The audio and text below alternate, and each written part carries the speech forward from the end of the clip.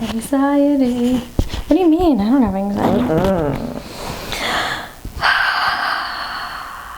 I feel like we're back after like a couple weeks. Yeah. Took a little break. Hey guys. Hey guys. This is the Cynical Therapist. I am Laurie Wilson. I'm Elle. And we are two therapists that are going to banter about different topics.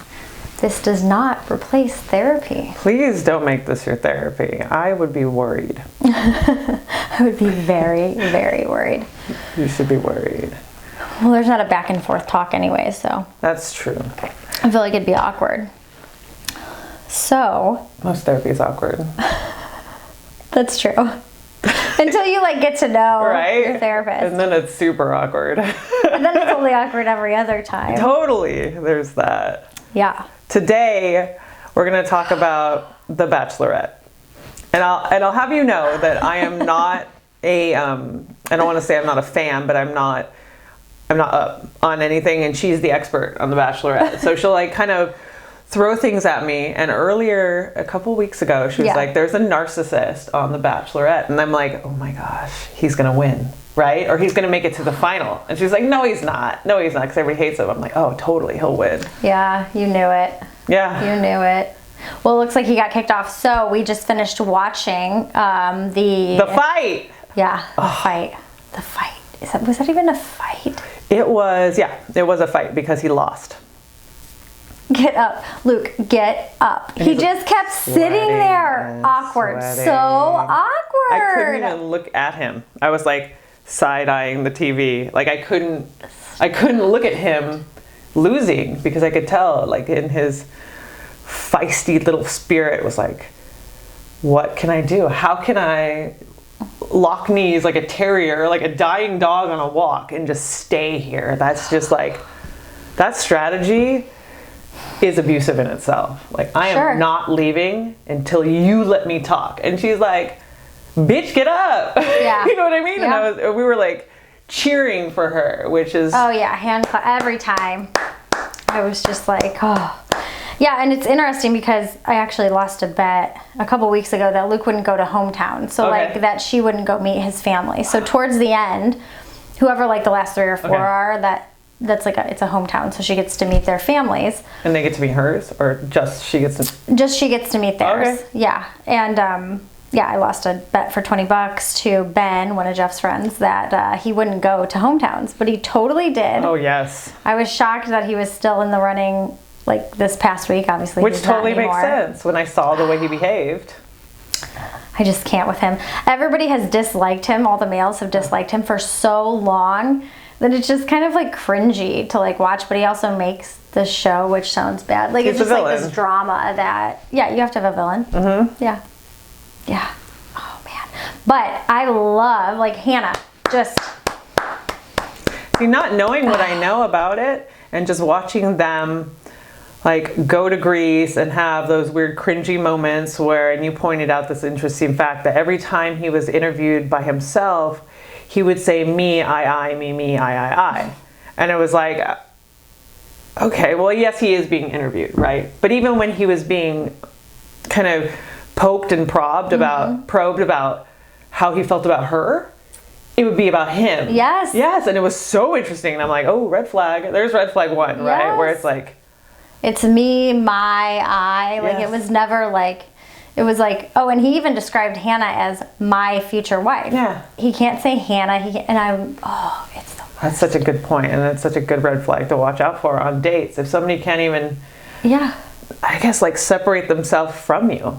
Sure. That's really And that's fascinating. the hard part is, and I do give Hannah some grace in that, is when you're emotionally connected with someone who's narcissist, it almost feels like a high. So she was saying, that's trauma bonding. She had like a lot of intensity with him. Mm-hmm. And he was the best kisser.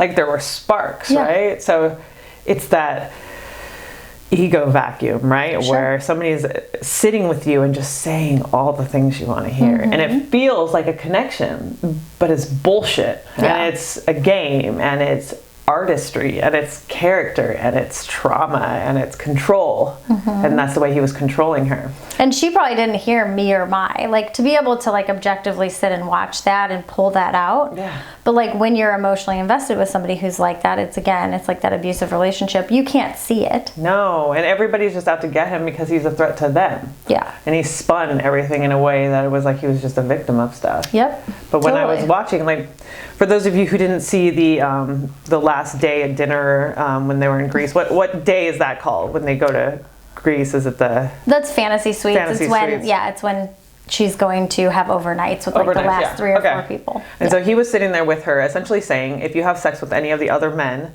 I'm willing to leave. Which, I mean, essentially in a dating relationship, if you're at that point where you're actually establishing monogamy, it's a really great conversation to have, right? Sure. Listen, Yes. I know you're dating other people. I'm very interested in you. Would you mind being my only monogamous partner? Well, you tie up some loose ends while you figure out like Sure. the status of our relationship. But you're on here's The what I'm Bachelorette. hoping. Yeah, not demanding. Yeah. Like, here's what I'm hoping. He Right? was just like, if you have been with other people, I am leaving this relationship. Her face. And Yes. she was like, okay. I have been with other people. You need to leave. And then he didn't want to leave. It was like, did it even have anything to do with that? It was never that. It was about him being able to threaten her. And control So if she her. behaves a certain way, he can be angry at her and feel justified in abusing her. So it was that first bear trap. And she like, bing, bing, bing, like went right over it. Even like the a previous, boss. like a boss. And she Nice handled that like, oh hell no, come to Jesus moment, brought in the Lord, brought in her faith, brought in her fantasy about a good Christian man that she wants. Yes. And that being unconditionally loved does not mean having conditions on this weird date. Totally. And I was blown away by her. And brought in the Lord in a way, because that's a big piece for me, Yes. because there's always all this misconception about True that. sex before marriage and all that stuff. I mean, really, and I have read the whole Bible, like, there's so many misconceptions and people take things and use them As weaponry. Yes. Yes. Which is not okay, and that's kind of what she's saying. She's saying, I have had sex, and Jesus still loves me. And I was like, that is amazing. Yeah. And she was Yeah. strong in that, like strong in her faith, not being like, I have had sex, I need it. It was like, I did this and I'm amazing. Yeah. And like hashtag feminism. And I'm a little concerned because, right, that strength came and all that stuff, but then you saw previews for next week when he's like, she thought I was gonna leave, but I'm not gonna leave. It's just Like that is dangerous stuff. That's incel stuff. That's like, I'm gonna murder a kitten stuff. And that's to me like red flag, red flag, red flag. And it's like, again, when he was sitting with her and they were arguing, I pointed out to Laurie, we're watching it together, how his pupils were like, and he was starting to sweat. And like that to me, that's a murderer. When somebody challenges me and I'm so angry that my whole body gets set off in a way where I am physically affected and sitting, he wouldn't leave the table, which is sketchy and weird and like so sketchy like and weird and abusive, you know what I mean? Yeah. And like, I'm gonna stand my ground. and not respecting boundaries. Totally. And obviously not even thinking about that, because if you don't respect other people, you're not gonna respect their boundaries. But that piece of, you are leaving. Like, I just feel like, Get up. Get up. Just right? go. Get up. And he's like, you owe me. And then she was like, how dare you say that? And like fire came up behind her and I'm like, oh, I love her. She's my favorite. Because she is absolutely right. She doesn't owe him shit. And she's been questioning herself the whole time. There were so many times when I remember one group date that they went on that Luke wasn't on. And she had said, like, it was the best group date that they had had. There wasn't any drama, was what she said. So there were little pieces, I think, throughout the season where she was noticing. And even though the guys were telling her, hey, but that's... You can't really believe that, right? It's a game show. It's a game, right? Well, and even if you are in an abusive relationship and your friend keeps telling you need to get out of this relationship, you can't see it like they can see it. And also you're more willing to protect the one who's abusing you because it's easier. Sure. Than actually confronting and being like, why does everybody hate you? Totally. Because then you'll be punished. Yeah. Like she was at dinner. And she would ask those questions. Why does everybody hate you? Why does everybody have an issue with you? And how he could spin it was actually like pretty amazing. And then he would talk to her and then he would go in the room with the other guys. and kind of spin them a little bit so it got started. And she ended up coming in that one day and just getting upset with everybody and being like, can you guys just stop? But it was him. Like, it was him. Like, it had nothing to do with anybody else. Yeah. It was kind of like not knowing all of those stories and seeing her sitting there and putting all of it together. And you can tell it's in real time. Yeah. And she's just like, oh my God, I gave you so many chances. Yes. Yep. I gave you so many chances and you're willing to walk away because of one idea. Not even like proof or anything. Mm-hmm. You have this idea and you're threatening me and I've given you so many chances. It's over. And he's sitting there with his pupils all dilated, like locked in. And there's storm clouds in the background, of course. And it's just like this. You owe me this. And she's like, no, I don't. Yeah. And ladies, amazing.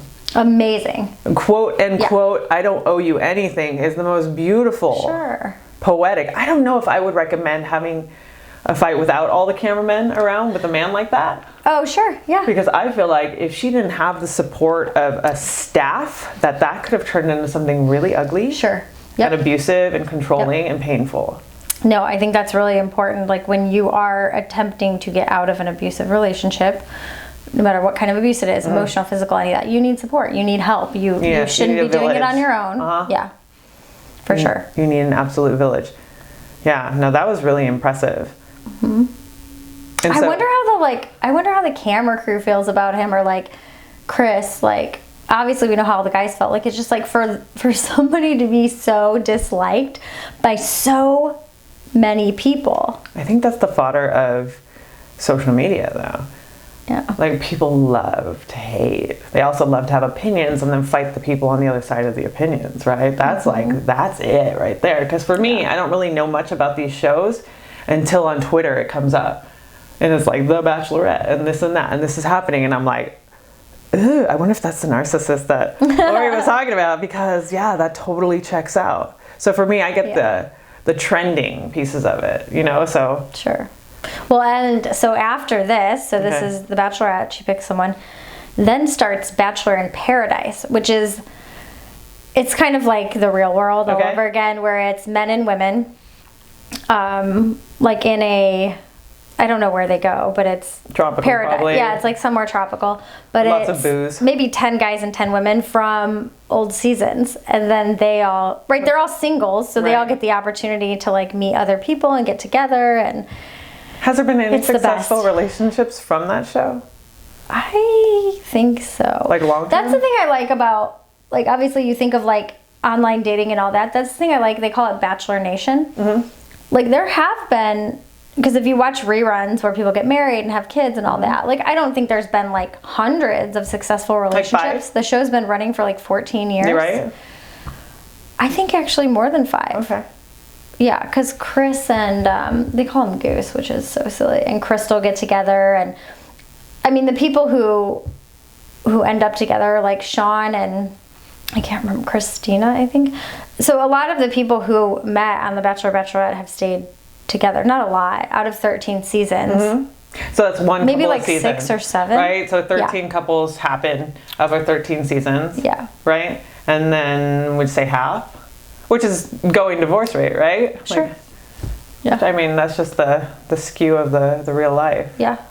And it's nice because those people, and I don't know how they're vetted considering that Luke was there, but they, like Hannah's genuine. A lot of the women have been genuine, and it's so cool. Like, you got to see from the first, because it was really controversial when it first came out. Yeah. So from the first season to Becca's season, you got to see all the girls, and like also again that feminism and that like like what we deserve. And I love that, and that's not been my kind of my opinion. I guess I had a blind spot about the Bachelorette, because it felt like that a society that is so hell-bent on like the sanctity of marriage is having like a game show about marriage, which to me is such a cognitive dissonance, where it's like there are people dying to get married, and there was like, you could only be married if you're heterosexual, but watch this game show, you know, like that doesn't make any sense to me, where I'm like, that doesn't seem fair. But I didn't know that it was actually celebrating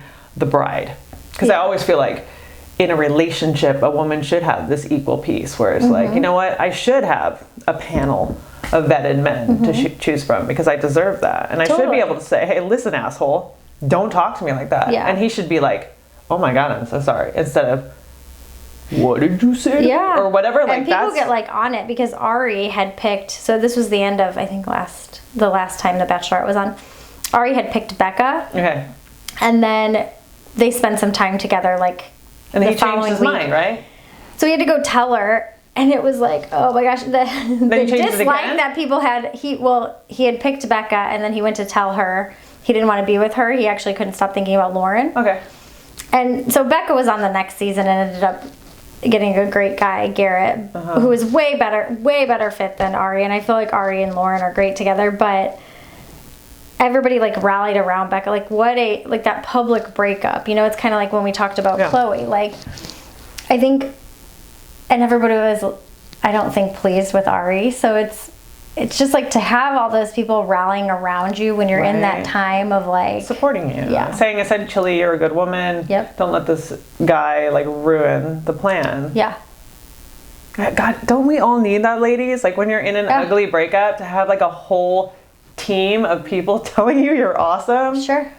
And the hard part about when you're in an abusive relationship, you don't have a whole team anymore, because he or she, whoever the abuser is, has worked really hard to get you away from everybody and to isolate you don't have any friends. From your family, right? And it's so much work to keep that person's ego alive. Sure. That you are really, I mean, you kind of are in charge of your own ego and his reaction. And for those of you who know about abusive relationships, you know that the rules change every day. One rule that would be fine one day is now a complete mortal sin the next day. So you're always knocked off balance. You don't really know what the rules are. So you're always in trouble. So if you're in a relationship and you often find that you are in trouble, or you feel like you're in trouble, or you're trying to kind of omit things in order to stay out of trouble, that's also a red flag. And if you like Luke, that is also a red flag. Go to therapy. If Luke is like your dreamboat, that's like the people who when what was his name? He was a serial killer. Ted Bundy. Some of the women would go, they were like, he's so cute, and they would go to the courthouse to watch to like see him and flirt with him. It's like, oh, girls. Do you know he disemboweled people, right? He didn't just rape, he like mutilated people, and they were like, oh my God. He's so cute. I would totally let him mutilate me. Like, that is such an incredible, mind-blowing thing to me. Yeah. Nobody is that good looking, girlfriend. Like, nobody is that good looking. And if you have a history of any type of abuse growing up, that's going to feel like safe to you. Yes. If it's like dad or mom or somebody was a narcissist, you are going to have a really hard time standing up for yourself and seeing it, because it's something you're so used to. It's actually comforting. Yeah. It feels safe. Yeah, you're like, oh, it's like those two Lego pieces that are really soft and feel good when they click together. As soon as you click together with somebody who just makes sense to you, like especially in the abusive piece, it's like, oh my gosh, this feels just like home. And that's even scarier. I mean, studies say that if you're raised in abusive households, that you're like 15 times more likely to experience an abusive relationship, which actually makes a lot of sense. But I think I almost have like a physical allergy to abusive men because of, I guess, I don't know, the work I've done on it. Yeah. It definitely helps to like have the knowledge, and to also be able to go to somebody and ask them, like your own therapist, anything, ask them like, this is what's going on. Is this okay? Right. And they might not be like, no, that's not okay, but starting to explore what it's doing to you. Means. Yeah. Right? Like having physical allergic reactions. There was a time when I was in an abusive relationship where I lost sight in my left eye. And I remember, like, I had for those of you who had like those aura migraines where there's a huge missing, almost like a spectrum in the middle of your eye. It was like a rainbow in the middle of my eye for 6 months straight. I thought for sure I was having a stroke. And then I went to my masseuse who worked on the muscles in my neck, and I was so tense in the back of my neck from so much stress that it was pushing on my optic nerve, and it was shutting off one of my eyes. Hello? Yeah. You guys. I couldn't see. So how long did you stay after that? Well, that was an 8-year relationship. Yeah. So probably 3 years after that, I left. And as soon as we broke up, I didn't need glasses anymore. Isn't that crazy to think? Yeah. It was like my body saying, dude, Yeah. open your eyes. And as you saw with Hannah, she kept him and kept him and kept him and kept him. And that's true of abusive relationships. We can't see it. We stay longer than we should and all that. Because it's exhausting. Yeah. Like the torment I would receive from disagreeing or having an opinion about anything, I would be punished and tortured for days on end. Not like tortured, like locked in a box anywhere, but like tortured, like silence. I wasn't allowed to have money. I would be, held.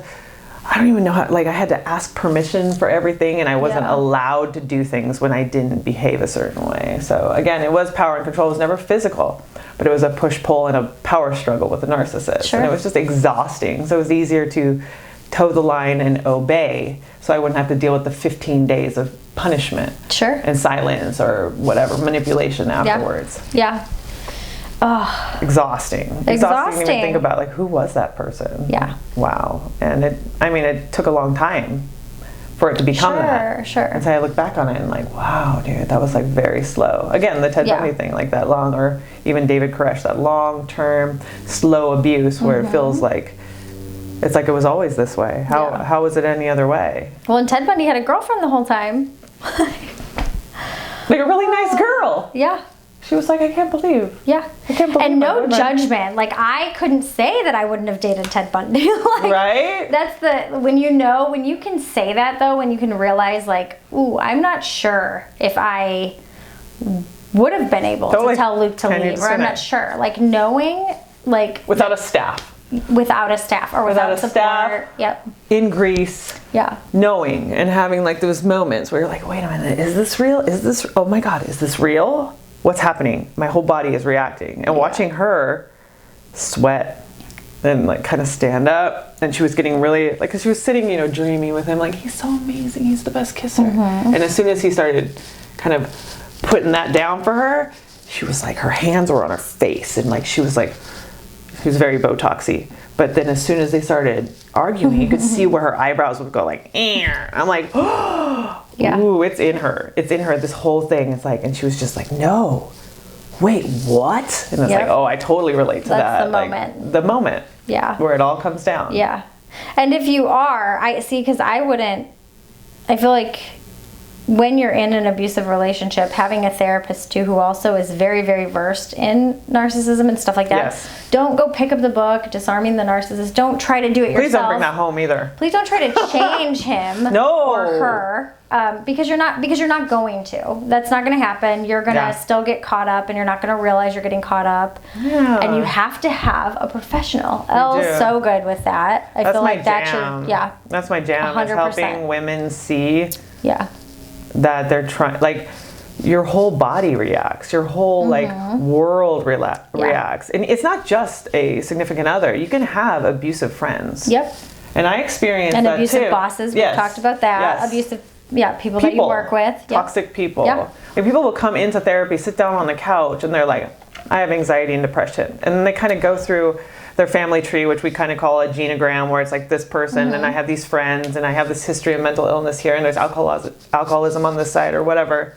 And you get to a place where you start to realize that that person is trying to individuate from a really sick family system. Yeah. Where you're like, maybe your friends are all assholes. Maybe you're not anxious. Maybe you don't have depression. Maybe you're just surrounded by dicks. And maybe you should just like run, right? Yeah. If you're sitting in therapy and you're like, I'm so overwhelmed because I'm doing so much for others and nobody's thanking me, or I'm overwhelmed because my family abuses my kindness, and I'm broke because I'm paying for all my family's stuff, and that makes me feel sick, and I feel anxious all the time, and I have no sense of self-worth, and I'm broke. And your therapist says to you, but you make really good money and you have a really good job, like, why don't you have any money? Well, because everybody takes from me. Huh. The bottom line is, what if you had nothing to give? Would these people still be around? Sure, I like that. Yeah. Would they still be around? Would they still even, like, hang out? And there's a book by Cloud and Townsend called Safe People. And it kind of helps you differentiate safe and unsafe people. Good. It gives you, like, bullet points on what qualifies for each, and that's really powerful. Yes. So, I mean, I think it's so important that you have help figuring out, like, what a safe person is going on. Yeah. And also, can you create safety in an unsafe relationship? Isn't that the core of therapy? Is like, how do you find a way to stay safe in this vessel? Sure. Right? No matter what people do or say to you, no matter how people behave around you, do you know where you end and others begin? Yeah. And I think that's what we saw in The Bachelorette, where she understood in that moment, oh my God, he wants to like overcome me. I know, like, right here. Just nice work, Hannah. Standing Nice ovation. work, Hannah. Hannah, you did every woman proud that has Yes, been in that you did. weird, like, quasi pre-argument where you're like, whoa, whoa, whoa. And so many women are like, I'm just gonna pretend that never happened. And you were like, oh, hell no. Yeah. And like, I did not expect that because I didn't know about Hannah. I don't know. And also the windmill comment. Nice work, Hannah. Hashtag nice work. feminism. Oh, And yes. Jesus still loves me. And like, So that's good. That's a kick-ass Christian chick right there. I love it. Strong, powerful, well-versed, articulate, kind. Yeah. And he's like, can I pray over you before I leave? And I was like, what? Like, stop it. could you what? Can you?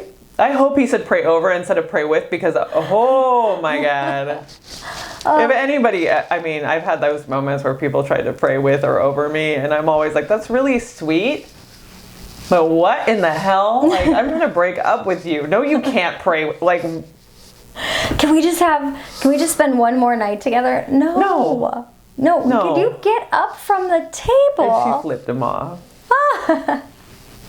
Oh, so embarrassing. So embarrassing. But I'm super stoked that you like to talk about The Bachelorette, because I feel like, the Kardashians and The Bachelorette and That's my like, heart. as a clinician, like not knowing the backstory and having you as the expert to kind of like peer into this strange box of weirdos is like, that's what reality TV is for. I think is like, is this good or bad? Will this help or hinder? Yeah. But also, a side note, let's go into the Bachelor creator who was just arrested for allegedly attacking his pregnant wife.